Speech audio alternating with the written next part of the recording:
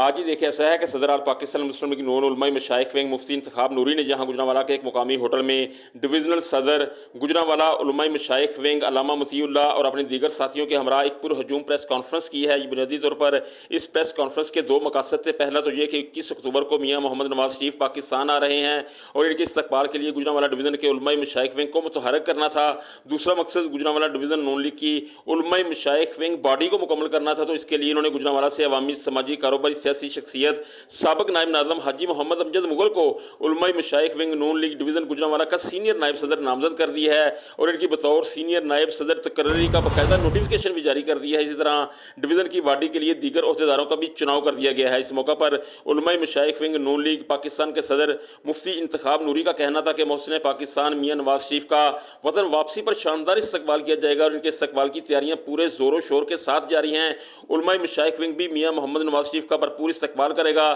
جس کے لیے تمام تر حکمت عملی طے کر لی گئی ہے، جبکہ دوسری جانب عوامی، سماجی، کاروباری حلقوں اور پاکستان مسلم لیگ نون کے ممتاز رہنماؤں نے حاجی محمد امجد مغل کی بطور سینئر نائب صدر تقرری کو انتہائی خوش آئند قرار دیا ہے اور ان کو دل کی اتھاہ گہرائیوں سے مبارکباد دی ہے اور ان کے لیے اپنی نیک خواہشات کا اظہار کیا ہے۔ جی